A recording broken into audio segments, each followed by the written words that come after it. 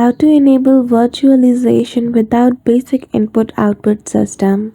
Hello everyone, welcome back to our channel, and today we are back again with a new video. So without any delay, let's get into it.